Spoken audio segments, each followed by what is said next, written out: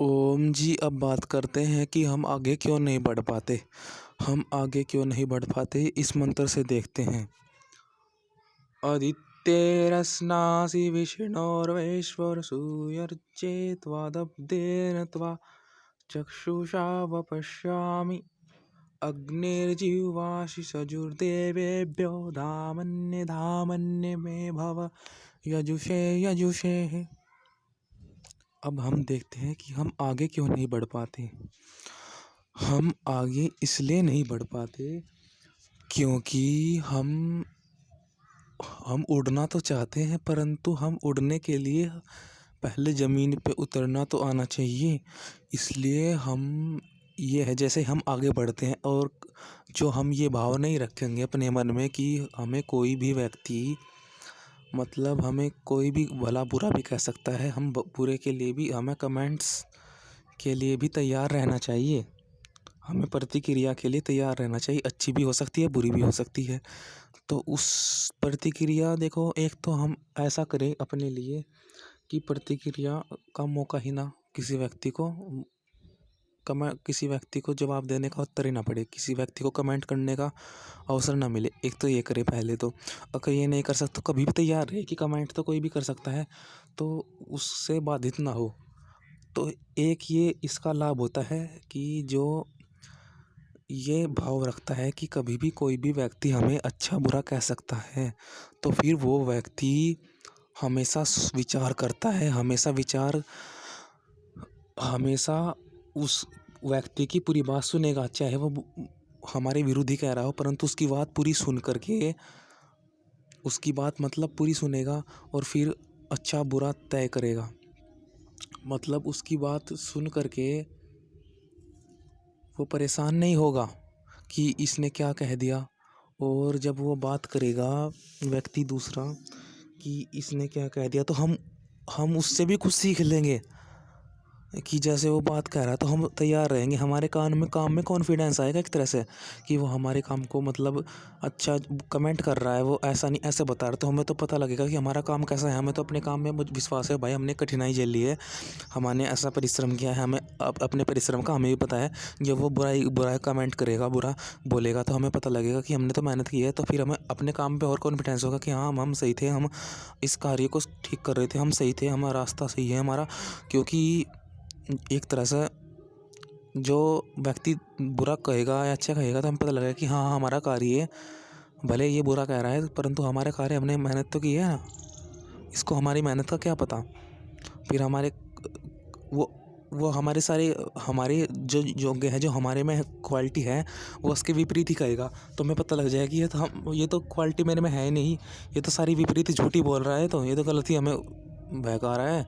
तो फिर इसलिए हमको सदैव तैयार रहना चाहिए अच्छे बुरे के लिए। कोई कह सकता है, परंतु हम उससे सीख लें, क्या नाम है कि हाँ, हमारे काम में उसमें फिर कॉन्फिडेंस आएगा। और एक ये करे कि कोई भी किसी के काम में दखल अंदाजी ना करे। ये पहला पक्ष तो हो गया था। अब दूसरा पक्ष ये है कि कोई भी व्यक्ति किसी के काम में दखल अंदाजी ना करे। क्योंकि आप दखल अंदाजी करोगे, क्योंकि आपको नहीं पता कि उसने कैसा परिश्रम किया है। क्योंकि आजकल सब ने अपने नियम बांध रखे हैं, आपने भी अपने नियम बांध रखे, उसने भी अपने नियम बांध रखे हैं, परंतु दिखावा ना करें। क्योंकि आजकल दिखावा चलता है। हमें दिखावा नहीं देना। देखो, हमें लोगों के हिसाब से नहीं चलना, हमें तो अपना कार्य करना। हमारा कार्य जिसे अच्छा लगता है वो खुद आ जाएगा। वो कहने से तो आएगा नहीं, जिसे हमारा कार्य अच्छा लगेगा खुद आ जाएगा। ज़्यादा हम किसी को कहेंगे कि आप में ये बुराई है। देखो, श्री कृष्ण भगवान ने भी जरासंध को ये नहीं कहा कि आप नरबली इतना अच्छा नहीं है, ये प्रमाण नहीं दिया। वहाँ सिद्धार्थ को कहा, आप गलत काम कर रहे हो, इसे छोड़ो, जो नहीं छोड़ता उसे युद्ध करो। मतलब उसे यहाँ ये नहीं बताया कि ये काम तुम्हारा बुरा है, क्यों बुरा है ये नहीं बताया, क्योंकि अब पता है कि व्यक्ति कैसा है। इसलिए सब अपने कार्य कर रहे हैं, किसी के कार्य में दखल अंदाजी ना करो। दखल अंदाजी करोगे तो फिर उसके लिए भी बुरा है, आपके लिए बुरा है। मतलब आप सीख दे सकते हैं, व्यक्ति हमेशा सीख नहीं देते। आजकल तो चाहते हैं कि जल्दी काम हो जाए। तो जल्दी काम होने के चक्कर में फिर तो एक बात होती है कि फिर तो जल्दी जैसे कि आजकल गवर्नमेंट सब जहाँ चल रहा है कि फिर ये हो जाता है कि अब शंकर हो जाता है, वर्ण शंकर कह देते हैं इस तरह से। किसी को कोई पद मिल जाता है क्योंकि जल्दी करते हैं ना। जैसे कोई डॉक्टर बनने की पढ़ाई कर रहा है, ये नहीं देखते कि डॉक्टर का योग्य भी है नहीं है, बस ये देखते हैं इसमें दिमाग है, हाँ भाई एक करके चीज़ कर सकता है, पैसा ला सकता है हमारे लिए, सरकार के लिए, हमारी सरकार के लिए पैसा ला सकता है, ये इसलिए करते हैं आजकल। ऐसा ही वो सिलेबस बना दिया कि जल्दी जल्दी में सब हो जाए, ऐसे नहीं थोड़ा ही। विद्या तो बहुत लंबी टाइम तक चलती है, सिद्ध करनी पड़ती है ऐसे योग्यता। तो योग्यता आज कोई नहीं देखता डॉक्टर की, बस ये देखता है कि इसमें बुद्धि है, ये सीख लेगा। भाई सीख तो कोई भी लेगा जो सिखाएंगे इसे मेहनत से। भाई कमज़ोर व्यक्ति को सिखाना यही तो हमारा धर्म है, पर हम नहीं, हम तो बुद्धिमान को ही सिखा रहे हैं, और कमज़ोर को सिखाएंगे तो बहुत अच्छा होगा। क्योंकि कमज़ोर को मतलब एक तरह से पहले से चेक करो, चेक करने से पता लगे हाँ ये डॉक्टर बनने के लिए या कोई भी प्रोफेशन करने के लिए इसमें गुण है, तो गुण है तो फिर उसे चाहे वो उसमें कम भी बुद्धि हो, आप उसे सिखाओ। आप उसमें भले ही कार्य उसमें इतना समझ ना हो, आप समझ लाओ, आप उस कार्य को करने की उसे योग्यता दो, मतलब तो ये तो किसी के काम में दखल अंदाजी ना करो। और दूसरा, भला कोई भी किसी को कह सकता है कुछ भी, तो तैयार रहो, दुखी ना हो। जो दुखी हो रहा है ना, क्यों इसने मुझे ऐसा कह दिया, अब मैं इसका बोलो करूँ वो करूँ मैं इसको, भला कह लेने दे, वो आपके इससे सुधर भी सकता है। नहीं, वो कह लेने दे उसे, क्योंकि आपको अपने काम में फिर कॉन्फिडेंस खुद होगा, इसलिए आप ऐसा खुद करें। और आगे मैं बाद में आपको और बताऊंगा, फिलहाल के लिए इतना ही। ओम मंत्र भी देख लेते हैं। वैसे मंत्र देखो, आप खुद पढ़ना। वैसे मंत्र यही है कि हमें उड़ने से पहले धरती पर उतरना आना चाहिए। ऐसे ही है क्योंकि पृथ्वी अंतरिक्ष से वहाँ, मतलब पृथ्वी में रस आदि भावार्थ देखते हैं, मैं आप भावार्थ दिखा दूँ। पृथ्वी के रस आदि पदार्थ है, मतलब पृथ्वी में कठोर कटु कसाए ऐसे ऐसे रस है, मतलब उसमें मीठा स्वाद भी है। लोग हमको बुरा भी कहेंगे, मतलब बुरा कहे रहे तो हम भी उससे सीख सकते हैं। जिक्र पृथ्वी में विभिन्न प्रकार के रस हैं, तो लोग विभिन्न प्रकार की बातें कहेंगे, तो हम उससे सीख सकते हैं कि हमारे काम में फिर कॉन्फिडेंस आएगा, रस आएगा हमारे काम में, एक रस कि हम सही थे, हम सही थे। तो इसलिए हमको पृथ्वी से कुछ सीखना चाहिए, अन्य वरना हम उड़ जाएंगे, हम बिखर जाएंगे। जो हम पृथ्वी से कुछ नहीं सीखेंगे, ईश्वर से कुछ नहीं सीखेंगे, मतलब ये भौतिक अग्नि है। हम अपने अंदर सीखने की इच्छा अग्नि जलाएं, ये नहीं कि हम भौतिक अग्नि का बहुत महत्व है और आत्मिक अग्नि का भी बहुत महत्व है। तो अपने अंदर अग्नि जलाए, परेशान ना हो ना दुखी हो, सीखे अग्नि जलाए।